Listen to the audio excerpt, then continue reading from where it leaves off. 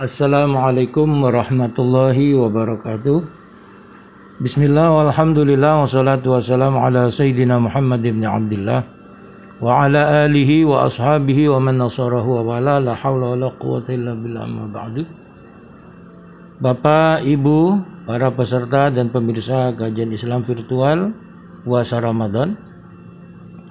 Selamat sore. Selamat berjumpa kembali bersama saya Haji Ahmad Soleh Marwani di kajian yang ke-7 atau kajian yang terakhir.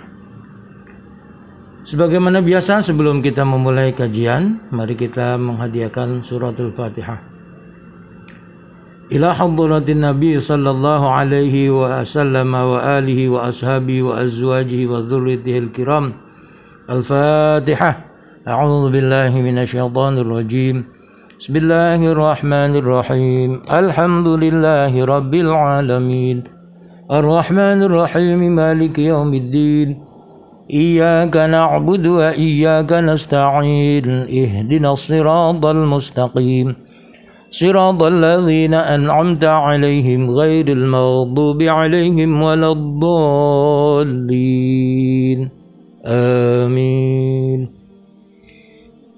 Al-Fatihah tsumma hadrati masyayikh wa asatidz ma'ad buntan pesantren wa masyayikh wa asatidz ma'ad langitan rahimahumullahu ta'ala wa adamana fa wa'ada 'alaina 'ala ahlina 'ala auladina dzurriyyatina talamidina bi barakatihim wa barakati 'ulumihim. Al-Fatihah. A'udzu billahi minasyaitonir rajim. Bismillahirrahmanirrahim. Alhamdulillahi rabbil alamin. Ar-Rahmanir Rahim. Maliki yaumiddin. Iyyaka na'budu wa iyyaka nasta'in. Ihdinas siratal mustaqim. Siratal ladzina an'amta 'alaihim ghairil maghdubi 'alaihim waladdallin. Amin. Bapak Ibu hadirin hadirat, kajian yang terakhir, yang ke-7, masalah seputar ibadah puasa. Bismillahirrahmanirrahim. Yang pertama, para ibu yang sedang hamil dan menyusui boleh tidak berpuasa. Bila alasan tidak berpuasa karena mengkhawatirkan janin atau bayi yang disusui, maka mereka wajib mengqadha puasa yang ditinggalkannya serta membayar fidyah. Artinya kalau alasan tidak berpuasa mengkhawatirkan orang lain, mengkhawatirkan janin yang dikandungnya, atau mengkhawatirkan bayi yang sedang disusuinya, maka ibu tersebut boleh tidak berpuasa Ramadan, dan nanti selesai Ramadan dia wajib mengqadha serta membayar fidyah.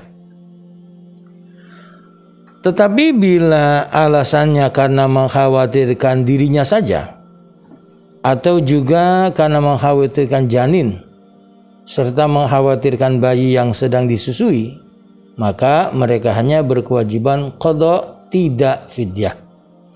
Berbeda kalau mengkhawatirkan dirinya saja, atau mengkhawatirkan dirinya dan janin yang dikandungnya, atau mengkhawatirkan dirinya serta bayi yang disusuinya, maka mereka hanya berkewajiban mengqadha, tidak membayar fidyah.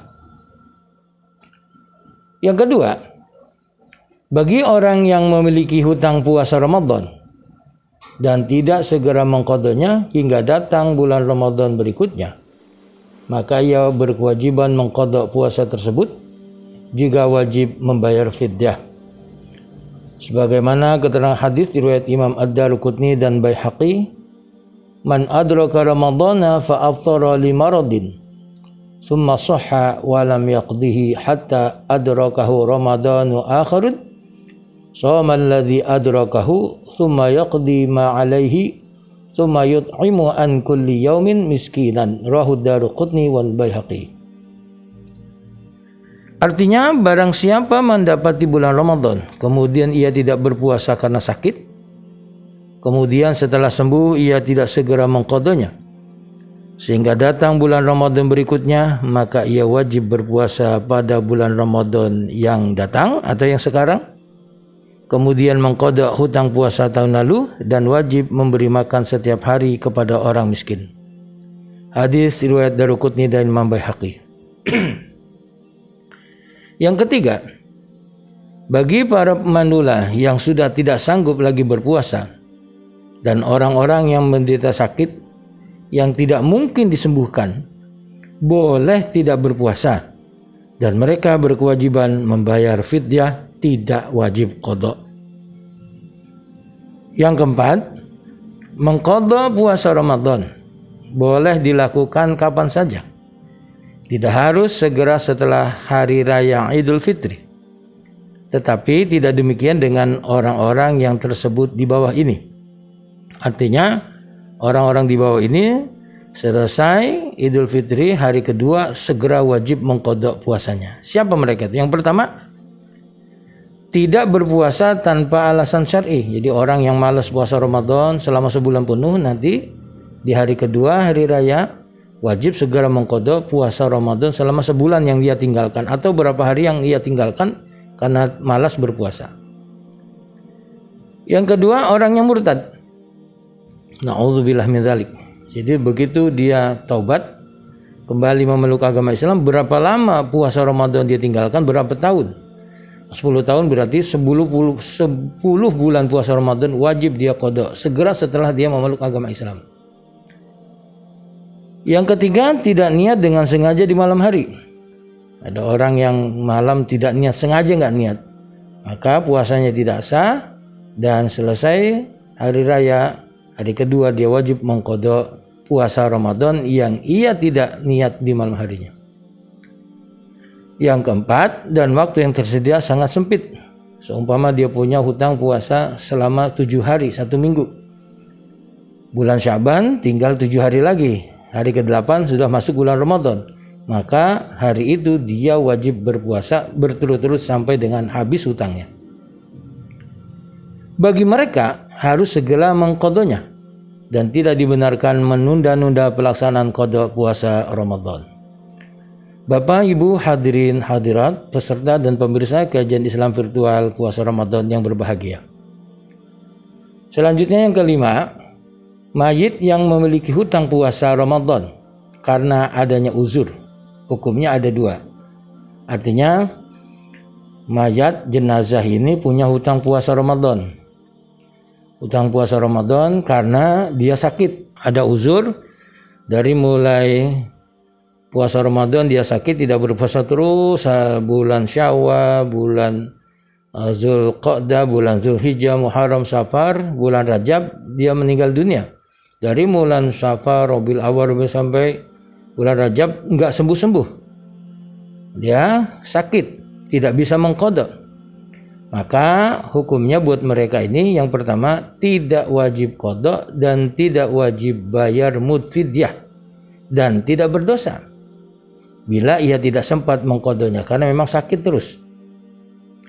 Yang kedua, wajib membayar mudfidyah, tidak qada bila ia punya kesempatan mengqadanya. Jadi meninggalnya di bulan Rajab, sakit dari bulan Sya'ban, Ramadan, Syawal, Rabiul Awwal, Zulqa'dah, Zulhijjah, Muharram, Safar, Rabiul Awwal, Rabiul Akhir, Jumadil Awal sembuh sampai Jumadil Akhir. Kemudian dia belum sempat mengqadanya, di bulan Rajab meninggal dunia. Maka dia tidak wajib mengqadanya, dia hanya wajib membayar mudfidyahnya saja. Yang keenam, mayit yang punya hutang puasa Ramadan bukan karena adanya uzur. Jadi karena dia malas.